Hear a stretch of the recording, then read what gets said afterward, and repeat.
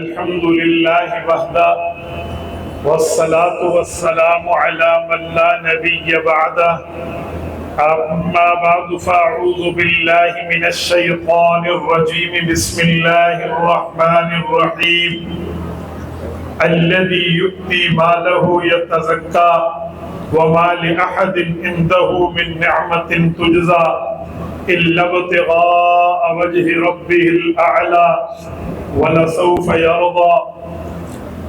عن أم المؤمنين عائشة الصديقة رضي الله تعالى عنها قالت قال رسول الله صلى الله عليه وسلم لو كنت متخذا خليلا لاتخذت أبا بكر خليلا. رواه الإمام الهمام البخاري في صحيحه. صدق الله العظيم وبلغنا رسوله النبي الأمي الكريم ونحن على ذلك لمن الشاهدين والشاكرين والحمد لله رب العالمين. میرے معزز دوستو، آج 26 محرم الحرام سن 1448 ہجری بمطابق 12 جولائی 2026 اتوار کا دن ہے، اور میں یہاں تحریک خدام اہل سنت والجماعت چکوال علاقہ بھی سالانہ سنی کانفرنس میں آپ حضرات سے مخاطب ہوں. ہمارے نہایت کرم فرما بھائی حضرت مولانا محمد فاروق حیدری کو اللہ جزائے خیر دے، وہ میرے یہاں آنے کا واسطہ اور سبب ہے. ابھی جب میں یہاں حاضر ہوا تو حسب سابق جانشین قائد اہل سنت حضرت مولانا قاضی ظہور الحسین اظہر دامت برکاتہ العالیہ کی خدمت میں حاضری ہوئی. حضرت سے ہمیشہ مجھے شفقتیں اور نہایت ہی پدرانہ کیفیتیں محسوس ہوتی ہیں.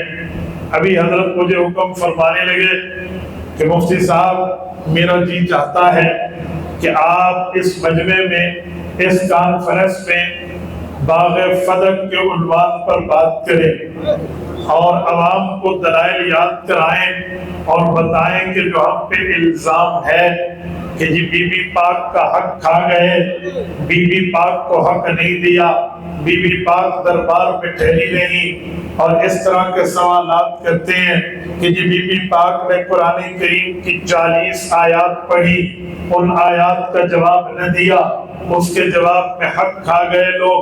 ایک خلیفہ پہلا بھی حق کھا گیا، دوسرا تیسرا بھی کھا گیا. بی بی پاک اس غم میں دنیا سے رخصت ہوئی. کہ ان اعتراضات کا جواب دیں.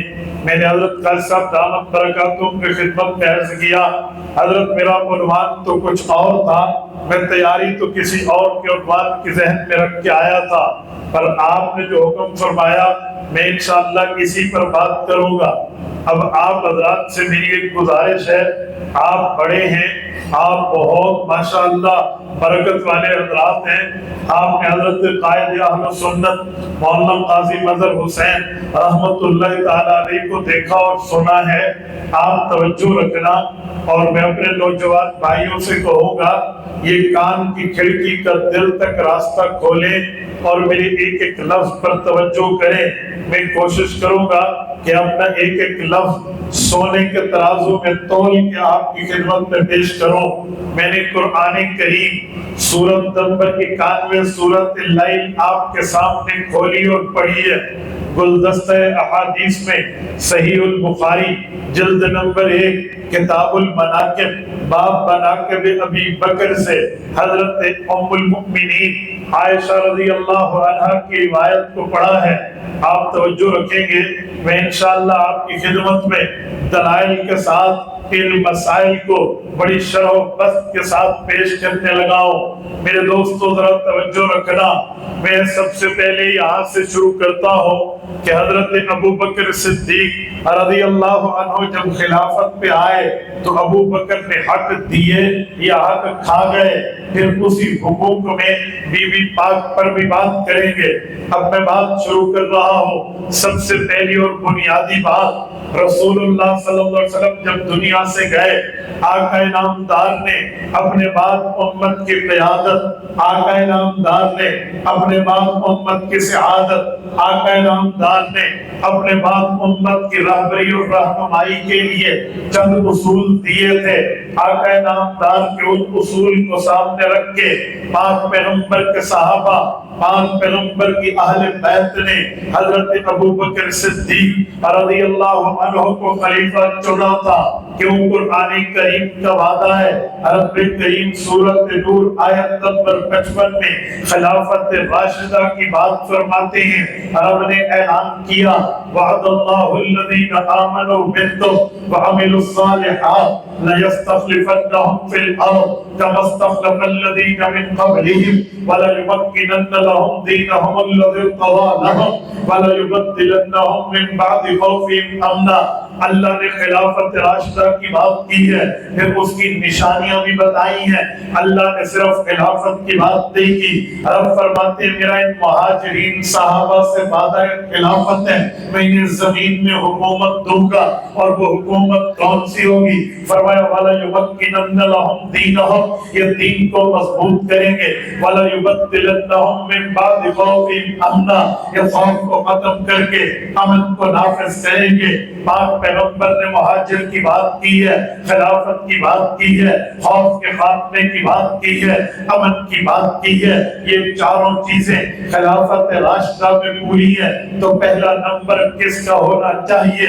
حضور پاک کے اشارے موجود ہیں، کھولیے صحیح البخاری، حضرت رسول اللہ صلی اللہ علیہ وسلم موجود ہیں۔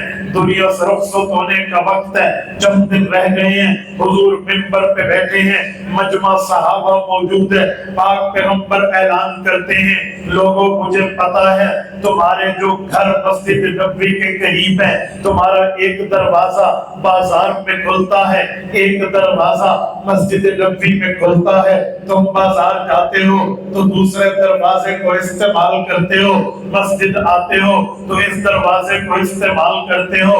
صحابہ نے عرض کیا جی ہاں اللہ کے رسول ہم ایسے کرتے ہیں۔ حضور نے فرمایا لا تبقین خوفتن فی المسجد الا خوفت ابی بکر، تم سارے اپنے دروازے بند کر دو، تمہارے دروازے مسجد نبوی میں نہیں کھلنے چاہیے، ہاں دو دروازے کھلے رہیں گے، یا میرا دروازہ یا ابو بکر کا دروازہ۔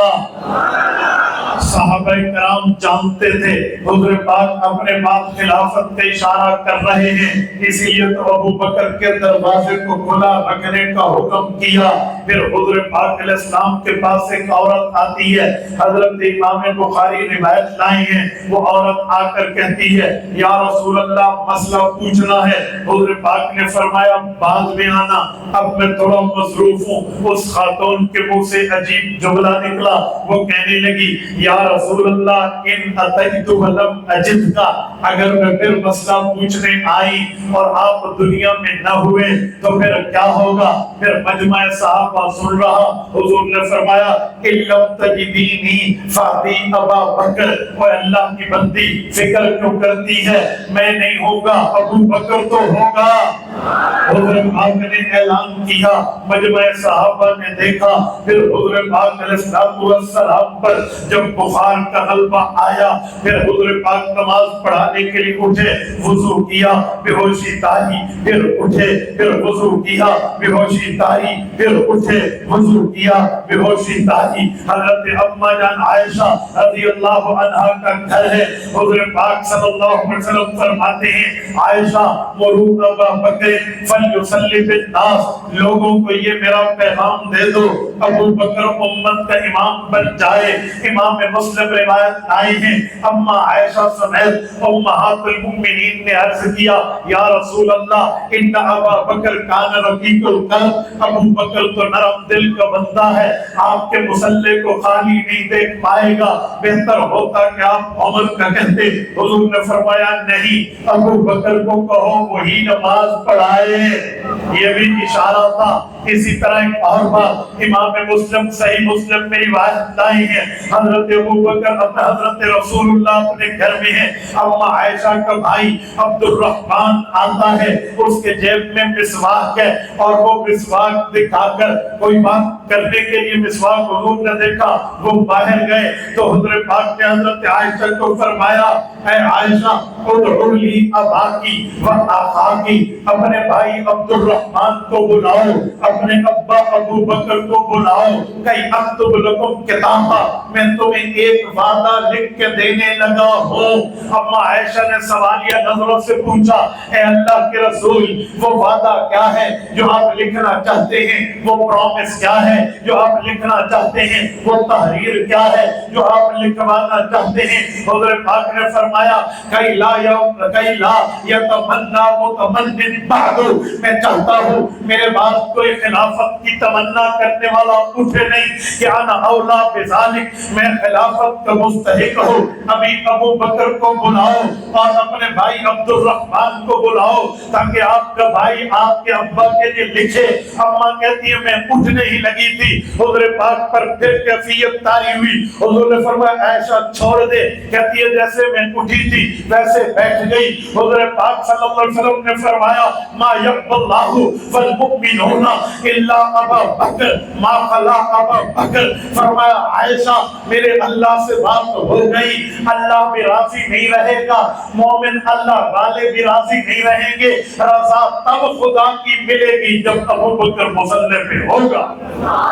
اتنی بات حضور نے کر دی تو صحابہ اہل بیت کے لیے ایک اشارہ کافی تھا، یہاں تو اشارات ہیں، ایک بات کافی تھی، یہاں تو کئی باتیں ہیں، ایک معاملہ کافی تھا، یہاں تو پوری ترتیب ہے۔ تو حضور کے بعد ابو بکر کو چنا گیا، حضرت ابو بکر صدیق کے ہاتھ پہ پاک پیغمبر کے گھرانہ جسے اہل بیت کہتے ہیں، پاک پیغمبر کا یارانہ جسے پیغمبر کے صحابہ کہتے ہیں، انہوں نے بیعت کی، ابو بکر خلیفہ منتخب ہو گئے، جانشین پیغمبر منتخب ہو گئے، مصلی رسول کے وارث بنے، نبی پاک صلی اللہ علیہ وسلم کے مصلی پہ تشریف فرما ہوئے، حضور دنیا سے رخصت ہو گئے۔ پھر ابو بکر نے اعلان کیا سنو لوگوں، میری جو تنخواہ تم نے مقرر کی ہے وہ تنخواہ ایک مزدور سے بڑھ کے نہیں ہونی چاہیے، جتنی تنخواہ ایک مزدور کی ہوگی اتنی ابو بکر کی ہوگی۔ لوگوں نے پوچھا اگر اس میں آپ کا گزارا نہ ہو،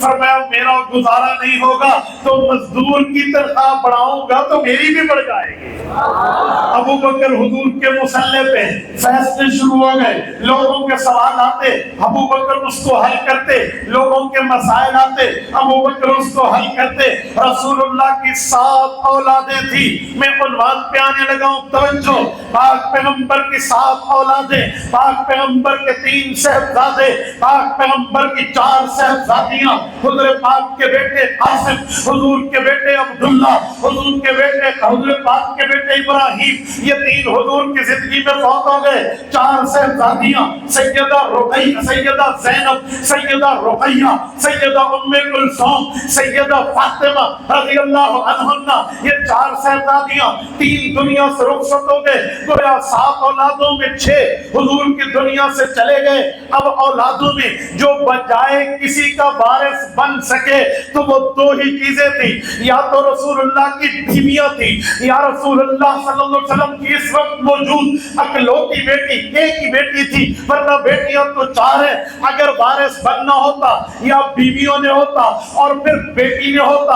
اسی دوران حضرت سیدہ کائنات سلام اللہ علیہا حضرت فاطمہ الزہرا رضی اللہ عنہا کے دماغ میں خیال آیا کہ کیوں نہ میں ابو بکر صدیق رضی اللہ عنہ کی بات دنیا کو بتاؤں کہ میرے ابا کا یار ہے، دلدار ہے، وفادار ہے، تابعدار و وفادار ہے، تو اب میرے ابا کے جانے کے بعد کہیں میرے ابا کے فیصلے کو توڑتا تو نہیں ہے، کہیں میرے ابا کے جانے کے بعد میرے ابا کے حکم کو روندتا تو نہیں ہے، کہیں میرے ابا کے جانے کے بعد کہیں میرے ابا کی بات کی مخالفت کہیں نہیں کرتا۔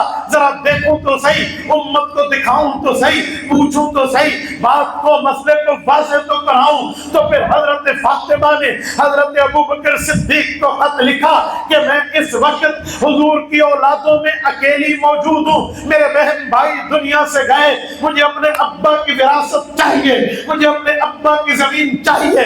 فدق کے اندر ایک باغ ہے، وہ باغ میرے ابا کا تھا، تو لہٰذا بیٹی اس وقت صرف میں ہوں اور موجود ہوتی تو ان کو ملتا، لہٰذا مجھے میرے ابا کا باغ میرے نام پہ میرے لیے الاٹ کر دیا جائے۔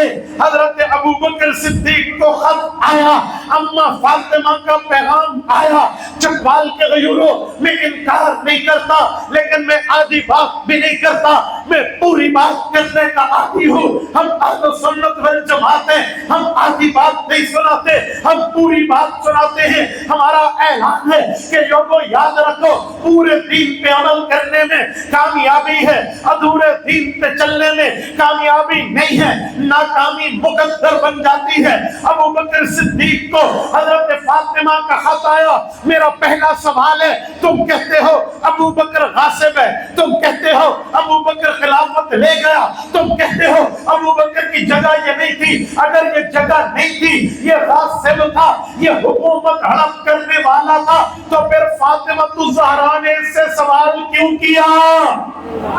سوال کرنا اس بات کی دلیل ہے خلیفہ وقت ابوبکر صدیق کو فاطمہ الزہرا نے مانا ہے، خط لکھنا اس بات کا ثبوت ہے ابوبکر صدیق کو جانشین اپنے والد حضرت فاطمہ نے مانا ہے، ان کو اس بات کے اوپر لانا فاطمہ الزہرا رضی اللہ عنہا کی خلافت کو تسلیم کرنے کی طرف اشارہ ہے۔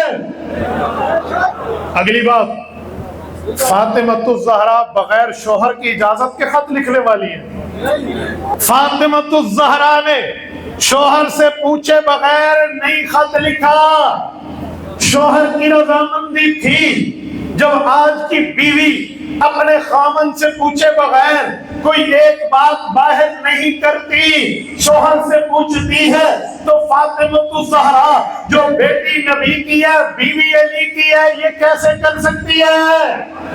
میرا سوال ہے، تو اس کا مطلب حضرت علی کی اجازت تھی؟ جی ہاں، حضور کے بعد ابو بکر جانشین، حضور کے بعد ابو بکر امام، حضور کے بعد ابو بکر خلیفہ، حضور کے بعد ابو بکر قاضی، حضور کے بعد ابو بکر حاکم، حضور کے بعد ابو بکر فیصل ہے، اسی لیے اس سے فیصلہ کراؤ۔ حضرت فاطمہ کا خط آ گیا۔ اب سنیں ابو بکر صدیق کا جواب۔ میں تمام دونوں طرف اپنے اور پڑوسیوں کی کتابوں کو ملا کے ایک ایک حوالے کو ذمہ داری کے ساتھ گفتگو کر رہا ہوں۔ ابو بکر صدیق کا جواب تھا، فاطمہ ابا آپ کے، پیغمبر ہمارے کا فیصلہ ہے، کہو تو توڑ دوں۔ نہیں سنا، فاطمہ الزہرا ابا آپ کے، نبی ہمارے، فیصلہ ان کا ہے۔ نحن معاشر الانبیاء لا نورث ولا نورث ما ترکناہ صدقہ۔ حضور پاک نے فیصلہ دیا، ڈیسیژن آف آور میسنجر، ہمارے پاک پیغمبر کا فیصلہ ہے، یہ اعلان ہے، ہم انبیاء کی جماعت ہیں، ہماری مالی وراثت نہیں ہوتی۔ مجھے دکھاؤ کہ حضور پاک کو اپنے ابا کی وراثت ملی ہو، حضور پاک حضرت عبداللہ کی وراثت کے وارث بنے ہوں، حضرت آمنہ کی وراثت کے وارث بنے ہوں، اپنے دادا کی وراثت کے وارث بنے ہوں، اپنے چچاؤں کی وراثت کے وارث بنے ہوں۔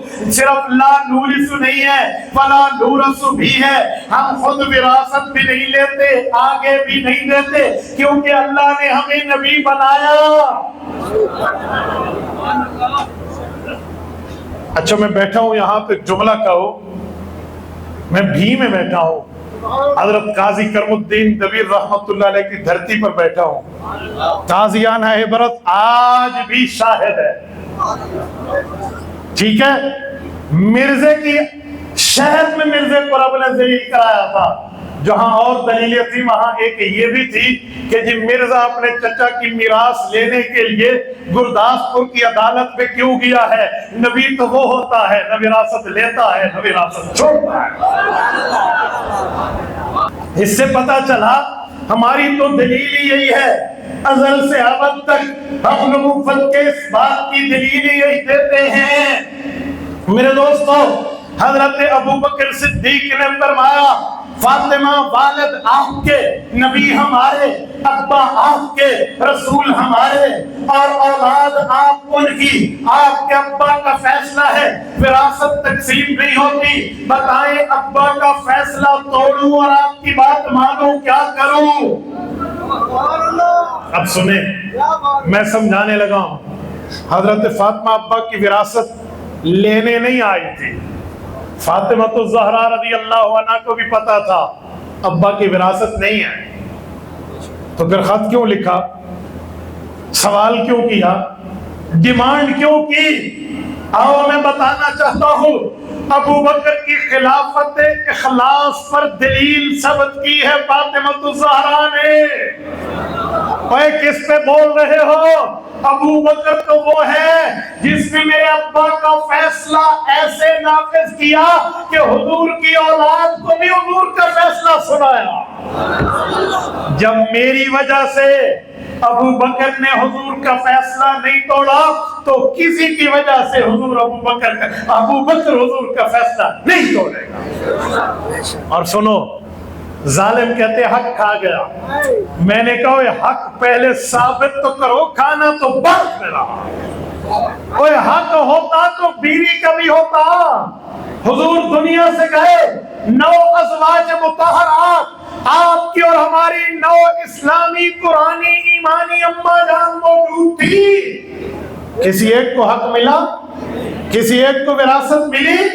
ابو بکر کی بیٹی حضرت عائشہ، عمر کی بیٹی حضرت حفصہ، حضرت معاویہ کی بہن ام حبیبہ، حضرت ام سلمہ، حضرت ماریہ قبطیہ، اور اسی طرح حضرت جویریہ پاک پیغمبر کی بیوی حضرت سودا، یہ ساری موجود ہیں۔ کسی ایک کو حق نہیں ملا۔ وجہ حضور کا فیصلہ بیویوں کے لیے بھی ہے اور آپ کے لیے بھی ہے۔ مجھے ایک ظالم نے کہا اگر وراثت نہیں دینی تھی تو پھر عائشہ صدیقہ سے حجرہ بھی لے لیا جاتا، پھر نبی کی بیویوں سے حجرہ کیوں نہیں لیا؟ وہ بھی تو حضور کی وراثت تھی، انہیں رہنے کیوں دیا؟ اور میں نے کہا ظالم، رب کا قرآن پڑھتا تو یہ کبھی سوال نہ کرتا تمہیں کس نے کہا یہ رسول پاک کی وراثت تھی؟ جس جگہ بیویاں رہتی تھی یہ حضور کی وراثت نہیں۔ پاک پیغمبر صلی اللہ علیہ وسلم نے یہ حضور پاک نے اپنی بیویوں کو گفٹ کر دیا تھا۔ 22واں پارہ ہے، پہلا صفحہ ہے، سورۃ احزاب ہے، سورۃ نمبر 33 ہے۔ رب کریم کا اعلان ہے فَاذْكُرْنَ مَا يُتْلَىٰ فِي بُيُوتِكُنَّ مِنْ آیَاتِ اللَّهِ وَالْحِکْمَةِ اِنَّ اللَّهَ كَانَ لَطِیفًا خَبِیرًا۔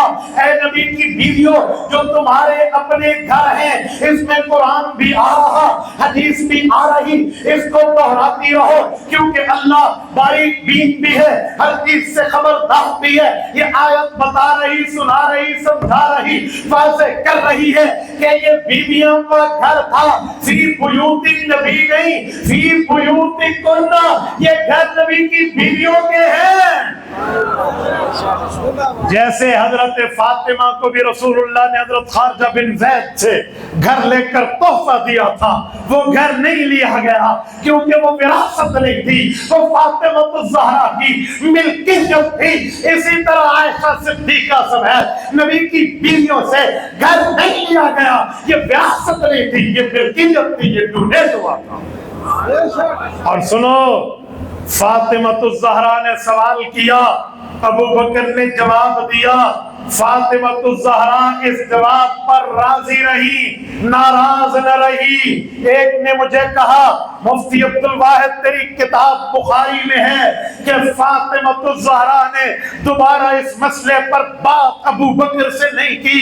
میں نے کہا ہاں ہے، کہتے پتہ چلا ابو بکر سے فاطمہ ناراض ہو گئی تھی۔ اور میں نے کہا ظالم، تمہیں سمجھ نہیں آیا، کتاب میری، روایت ہماری، تو تشریح بھی محبت والی سالوں سے سمجھ پتہ چلا ابو بکر نے حضرت فاطمہ کو بتایا آپ کے ابا کا فیصلہ وراثت تقسیم نہیں ہوگی، تو فاطمہ تو زہرا نے دوبارہ بات نہیں کی، پتہ چلا مطمئن ہو گئی تھی ورنہ دوبارہ بات کرتی۔ ابو بکر سے اس عنوان پہ دوبارہ بات نہ کرنا کیسے رضا کی دلیل نہیں ہے؟ کس طرح نہیں؟ اور سنو میں ایک جملہ سمجھانے کے لیے کہنے لگا ہوں، فاطمہ الزہرا راضی تھی، اسی لیے راضی تھی کہ ابو بکر ٹھیک میرے ابا کے راستے پہ چل رہا ہے۔ سنو میں ایک جملہ کہنے لگا ہوں، چکوال کے غیوروں کان کی کھڑکی کھول کے دل تک راستہ دینا۔ جو لوگ کہتے ہیں حضرت فاطمہ حضرت ابو بکر پہ ناراض تھی، نعوذ باللہ، وہ حضرت فاطمہ کو گالی دینا چاہ رہے ہیں کہ فاطمہ اپنے ابا پہ ناراض تھی کیونکہ فیصلہ ابو بکر کا نہیں تھا، حضور کا تھا۔ ہم تو اما فاطمہ کی یہ گستاخی کے قائل نہیں ہیں، ہم تو حضرت فاطمہ الزہرا کی اس طرح نازیب کی بات کے قائل نہیں ہیں۔ تم تو حضرت فاطمہ پہ دوسرے لفظوں میں الزام لگا رہے ہو کہ ابا کا فیصلہ سنایا اور بیٹی ناراض ہو گئی، کیسے ہو سکتا ہے؟ باپ کے فیصلے پر بیٹیاں تو راضی ہوتی ہے، باپ کے فیصلے پر بیٹیاں ناراض نہیں ہوتی۔ فاطمہ الزہرا رضی اللہ تعالی عنہا اس بات پہ راضی تھی، تبھی تو دوبارہ اعتراض نہیں کیا۔ اچھا میرا ایک اور سوال ہے، سنو میں ایک بات کا خلاصہ پیش کرنے لگا ہوں، توجہ میری طرف۔ اگر میں یہ جھوٹ مان لوں کہ فاطمہ الزہرا ناراض تھی، ابو بکر حق کھا گئے تھے، میرا سوال ہے جب سیدنا علی حیدر کرار لا فتح الا علی ولا سیف الا ذوالفقار خلافت پہ آئے، 1 سال نہیں، 2 سال نہیں، 3 سال نہیں، 4 سال نہیں، 4.5 سال بلا شرکت غیرے حضرت علی خلیفہ راشد کی مسند پر رہے، تو حضرت علی نے ابو بکر کے فیصلے کو بیک رول کیوں نہیں کیا تھا؟ اس فیصلے کو ریورس کیوں نہیں کیا تھا؟ حضرت علی کہہ دیتے ابو بکر کے دور میں غلط فیصلہ، عمر کے دور میں غلط فیصلہ، عثمان کے دور میں غلط فیصلہ، میں اس کو واپس کر رہا ہوں، تبدیل کر رہا ہوں، چینج کر رہا ہوں، میں اس کو بدل رہا ہوں۔ حضرت علی نے کیوں نہیں بدلا؟ اور میرا سوال ہے، وہ فتح تو چھوڑو، حضرت علی نے 4.5 سال اپنی خلافت حیدریہ میں ابو بکر کا فیصلہ، عمر کے فیصلہ، اس علی المرتضیٰ نے عثمان کا فیصلہ، ان 3 خلیفوں کے کسی فیصلے کو تبدیل نہیں کیا بلکہ اس کو نافذ کیا۔ صرف فتح چھوڑے، کوئی ایک فیصلہ تبدیل نہیں ہے۔ وجہ، ریزن، بیس، بنیاد، کیوں؟ اس سے پتہ چلا حکمران وہ تھے، مشیر حضرت علی تھے۔ کسی نے پوچھا ہے علی ان کے دور میں امن، آپ کے دور میں مسائل اٹھ گئے، وجہ؟ تو حضرت علی نے فرمایا تھا ان کے مشیر ہم تھے، ہمارے مشیر تم ہو۔ سیدنا علی رضی اللہ عنہ نے فیصلہ واپس نہیں کیا، کیوں؟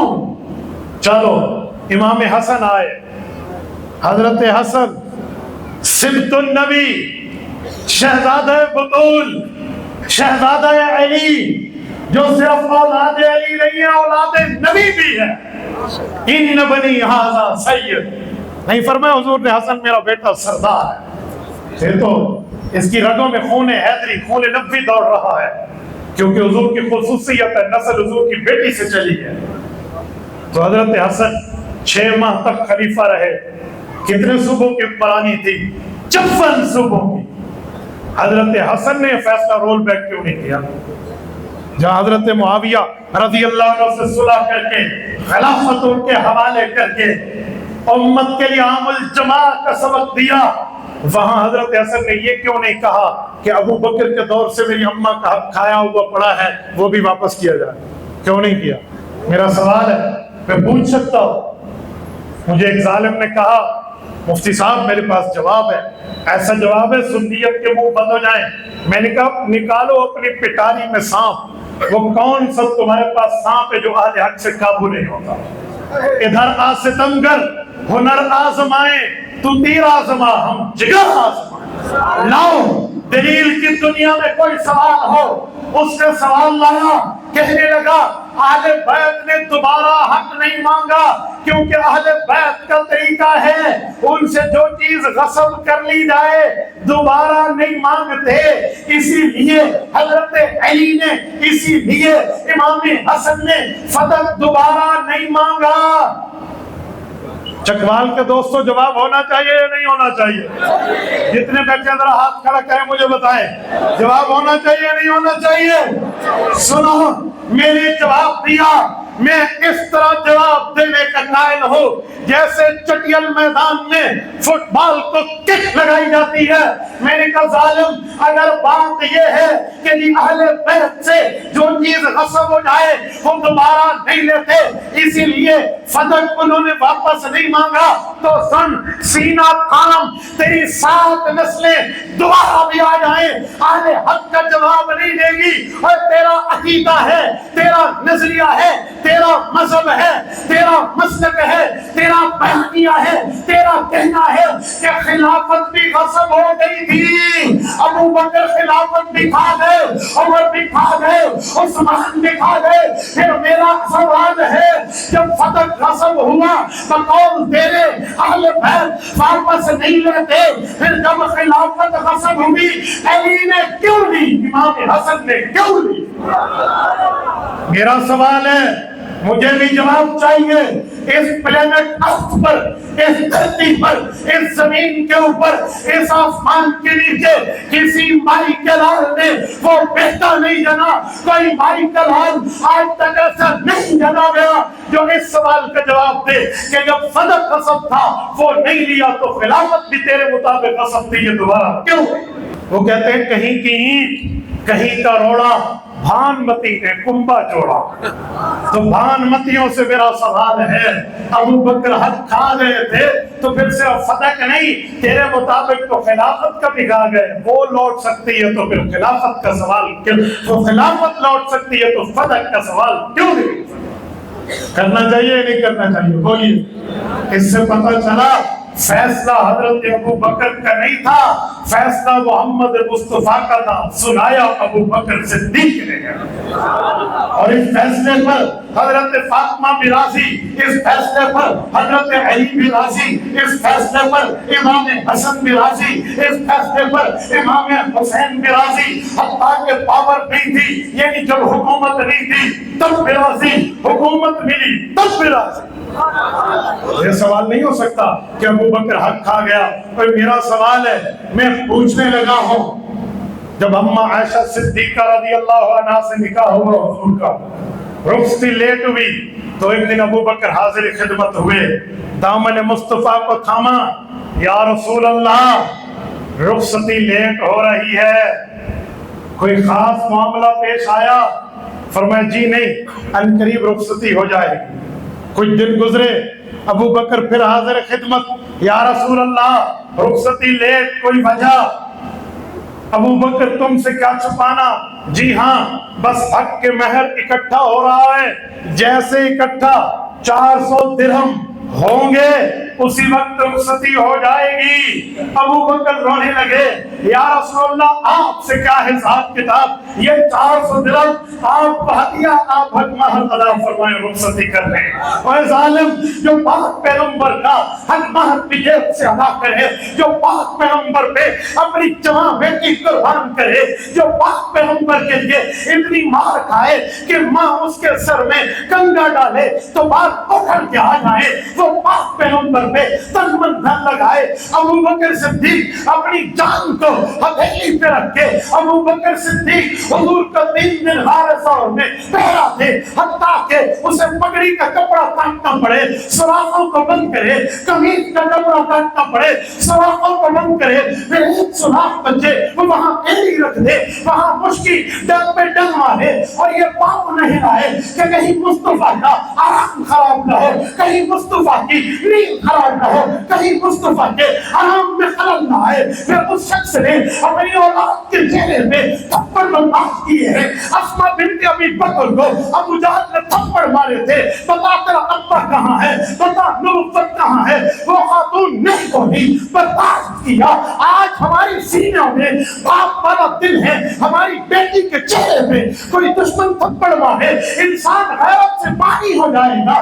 ابو بکر یہ غیرت برداشت کی ہے، رسول اللہ کی چاکیداری کے لیے، حضور کی پیراداری کے لیے، حضور کی دلداری کے لیے، عمداری کے لیے، وفاداری کے لیے، تابعداری کے لیے۔ تو ظالم کیسے کہتا ہے یہاں کھا گیا؟ ہاں ہاں، جو ابو بکر حضور کو مدینہ پہنچانے گیا آج تک واپس نہیں آیا، جو وہاں سے پہرا تھا وہ مزار تک پہرا جاری ہے، تو اسے کہتا ہے یہ حق کھا گیا ہے؟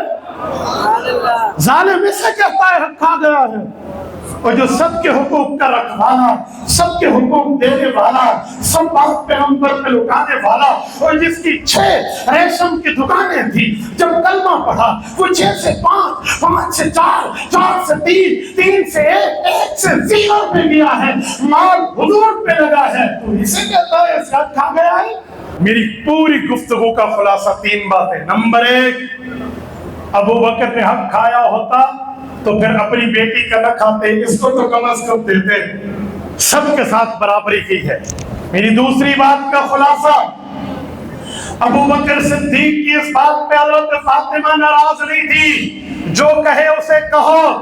فاطمہ کو تو ابو بکر نے مسئلہ بنایا نہیں تھا، مسئلہ بتایا تھا، اور وہ بنا ہوا کس کا تھا؟ بولیے بولیے، اللہ نے آپ کو زبان دی ہے۔ وہ بتایا ہوا مسئلہ بنایا اور سنایا ہوا کس کا تھا؟ محمد الرسول اللہ، رسالت میں آپ کا تھا۔ اور تیسری بات کہ اگر حق ان کا تھا ابو بکر کھا گئے تو پھر اپنے دور میں حضرت علی نے، اپنے دور میں امام حسن نے یہ فیصلہ واپس کیوں نہیں کرایا؟ مجھے بھی ان کا جواب دے دیں۔ اگر تو کہے گا غصب شدہ چیز اہل کہت واپس نہیں لیتے تو پھر خلافت کیوں لی ہے؟ جو ادھر پکڑے گا تو ادھر روکے گا، ادھر روکے گا تو ادھر روکے۔ ٹھیک ہے، جزاکم اللہ تعالی۔ میرے چند باتیں آپ کی خدمت میں کرنی تھی، اسی عنوان پر، اسی بات پر، غیرت کے ساتھ، ہمت کے ساتھ، قوت کے ساتھ، جرت کے ساتھ، دلائل کے ساتھ اہل حق کے عقائد کا انشاءاللہ پہرا کل بھی جاری تھا، آج بھی جاری ہے، تازہ مزید انشاءاللہ جاری رہے گا۔ جزاکم اللہ تعالی۔ اقول قولی ھذا واستغفر اللہ وآخر دعوانا الحمدللہ رب العالمین۔ یہ 3 پرچیاں ہیں۔ پہلی پرچی کہ ایک شخص نے 3 طلاقیں دے کر بھی بیوی رکھی ہوئی ہے، ذرا بتا دیں۔ اللہ نے 3 آپشن دیے ہیں، اس کے بعد بھی بندہ رکھے تو پھر اپنا آپشن ہے، خدا رسول کا دیا ہوا نہیں ہے۔ ماتھے پر نشان ہوتا ہے، کیا یہ محراب کا ہے؟ اس بارے میں بتا دیں۔ ضروری نہیں ہے محراب کا ہے، مسلمان ہوگا تو محراب کا ہے، غیر مسلم ہوگا تو کوئی بیماری کا ہے، فرق ہو سکتا ہے۔ رسول اللہ صلی اللہ علیہ وسلم کی خلافت کے بعد، وفات کے بعد حضرت ابو بکر خلیفہ بنے تو حضرت علی نے 6 ماہ تک بیعت کیوں نہیں کی؟ ہمارا نظریہ تو یہ نہیں ہے، ہم شروع سے بیعت کے قائل ہیں۔ آپ کیسے کہتے ہیں بیعت نہیں کی؟ بلکہ بعض حضرات نے تطبیق دیتے ہوئے کہا ہے کہ پہلی بیعت تھی، ہو گئی تھی، بعد میں 6 ماہ بعد اعلانیہ طور پر بیعت تھی تو سب کے سامنے ہو گئی۔ نمبر 1۔ نمبر 2، بالفرض والمحال اگر یہ 6 ماہ بعد والی بھی بیعت ہو تو میرا ایک سوال ہے، حضرت فاطمہ 6 ماہ بیمار رہی تھی، ابو بکر وہاں، حضرت علی وہی مصروف تھے، اس کے بعد حضرت علی نے بیعت کر لی ہے۔ چلو 1 منٹ کے لیے مان لیتا ہوں 6 ماہ بعد کر لیا نا، تو 6 ماہ بعد مان لیا ہے، تم تو 1400 سال سے نہیں مان رہے، تو تم وہ روایت لاؤ جو 1400 سال والا لفظ ہو نا، تو 6 ماہ والا لفظ لے کے آئے، تینوں ہی 6 ماہ بعد مانا گننا چاہیے۔ جزاکم اللہ۔